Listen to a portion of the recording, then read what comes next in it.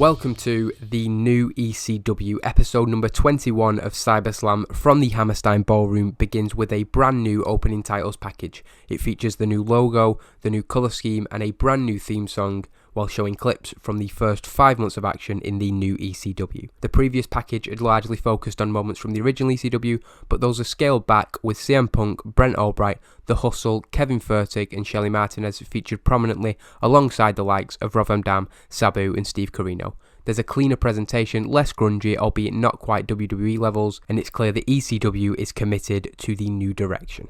A very good promo from Paul Heyman to open the show. He improvised well, and this promo is just him introducing the new ECW. He's in front of a backdrop with the new logo on it. He welcomes fans to the show, pointing out the credits, the logo, the music, and says that there's a new stage, a new set, and a new presentation style. This is the new vision of the new ECW.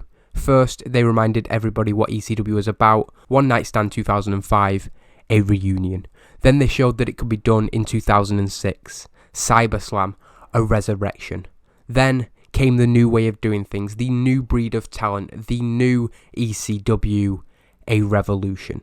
But tonight, they don't look to the past or the future. They don't deal in terms of originals and new breed. Tonight is about the present, the here and the now.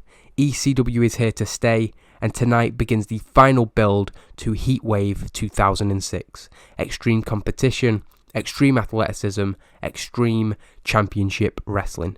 Tonight, they redefine what it means to be extreme, and it begins right now. Out of that, we go straight into the first match of the night, which is for the ECW World Tag Team titles. Roadkill and Doran, the former champions, the last champions of the original ECW, against the new breed members, Havana Pitbulls, making their debuts in 2 minutes and 36. It is a completely one-sided domination match. Doran is thrown to the outside immediately.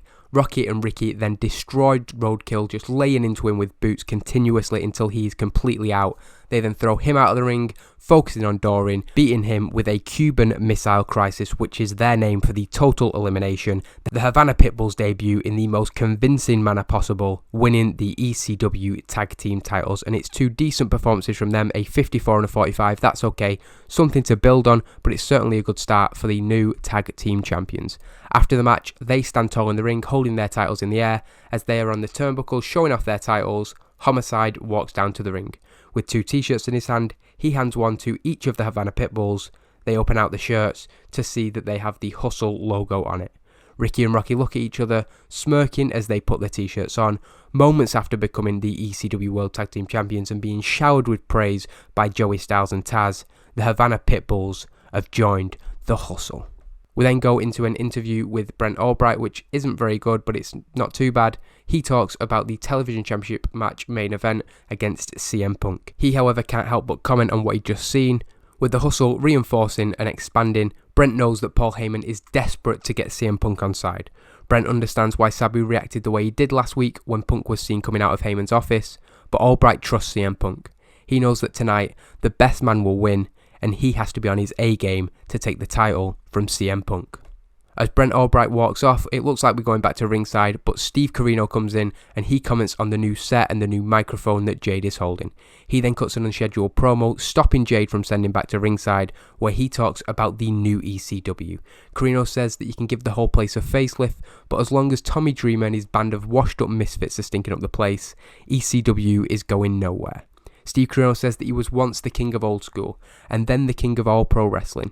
Steve Corino says that tonight, he is a king amongst kings, and he is going to do whatever it takes to prove he is the king of the new ECW. Before he left, Corino sarcastically sent back to Joey Styles and that fat, bald, former tough guy who wants to question his ability, Taz. A good promo, improvising well, impressed with Steve Corino. He's that upper mid-card guy, reliable to always get a pretty good rating, and we then go into the second match. Trent Acid and Johnny Cashmere in a decent wrestling match but didn't have much heat. It's an okay 42D rating. Xavier standing out as a very good performance. Trent Acid also doing well. The story of the match is that the pressure on the Hustle members Sonny, Siaki and Xavier has been raised after the Havana Pitbulls join the group. Johnny Cashmere defeats Sonny Siaki with a T gimmick. It's a good win for Trent Acid and Johnny Cashmere, but it is very bad news for Sonny Siaki and Xavier. After the match, Siaki and Xavier hold court in the ring, Sonny Siaki blaming Xavier for him getting pinned. Xavier fires back and pushes the larger man. As they continue to bicker, the commentators once again put over the Havana Pitbulls' very different fortunes early in the night, suggesting that with the Hustle bolstering their ranks, Homicide's threats to kick Siaki and Xavier out of the group are looking more realistic by the week. Joey Styles and Taz then move on from that as they leave the ring, sending over to footage from earlier today. Tommy Dreamer was shown arriving at the building, only to be stopped by Paul Heyman and his personal security team. Heyman told Dreamer that he wasn't needed tonight because they're going in a new direction. Dreamer still obviously wanted to get in the building and was furious with Paul Heyman, but quickly security set upon him before he could act on his anger. As Tommy Dreamer was carried away, Heyman quipped, "Go home and see your wife, Tommy." We then get another good interview. That was a good segment before, but this is even better. CM Punk interviewed ahead of the main event, but the topic of conversation, the interest, is in his heated exchange with Sabu last week. Punk was accused of fraternising with the enemy as he was seen coming out of the office of Paul Heyman. Punk played down the rift, saying that as far as he was concerned, it was over. His focus was on Brent Albright in the main event and proving himself as the ECW television champion. CM Punk said that Sabu needs to learn to trust him because there's no way he would ever make a deal with the devil. Before the main event, we get a video package voiceovered by Paul Heyman. He promotes the upcoming Heatwave pay-per-view. While no matches have been confirmed for the event yet, Rob Van Dam, CM Punk and The Hustle feature heavily in the video package. We then get an okay main event. I was actually hoping that this could maybe reach around the levels that Homicide CM Punk match did last month.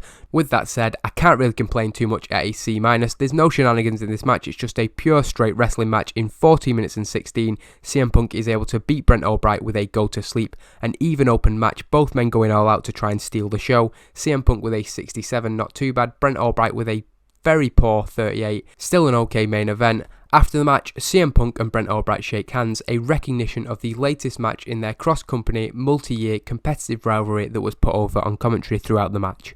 After that, Rob Van Dam comes out, both singles champions of ECW showing respect to each other, albeit Punk a little bit unsure why Rob's come out. RVD then brings Sabu out from the back, looking for the two men to reconcile and shake hands after what happened last week. Sabu seems to accept that he may have overreacted and offers the hand to Punk. However, as Punk goes to accept, Paul Heyman's music hits. He comes to the top of the ramp and tells the men in the ring that they're welcome to shake hands, cuddle and be the best of friends, but he thinks they'll want to know something first. Heyman says he did speak with Punk, and it was a very illuminating chat. He learned a lot about CM Punk, and he hopes that CM Punk learned a lot about him. Before they continue, however, he wants to introduce RVD's Heatwave opponent. He looks as if he's going to turn to the back to bring somebody out, before revealing that the opponent for Heatwave is CM Punk. Heyman smirks as Rob Van Dam and Sabu look towards CM Punk with suspicious looks.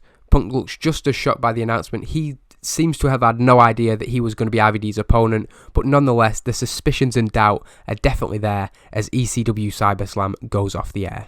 A 59C rating, so that is a good episode, one of the better episodes we've done certainly. The new ECW kicking off. I did hope that it would be better, to be honest. CM Punk v Brent Albright I thought had the potential to be in the 60s at the very least, and the two other matches really not popping as I'd hoped. Nonetheless, we continue with the new ECW, the new direction, and we build towards Heatwave. I think we've got a few very, very good matches for that pay-per-view, and I think when that card comes together, it's going to be the best show we've done by a considerable distance, not least because the main event is CM Punk versus Rob Van Dam for the ECW World title.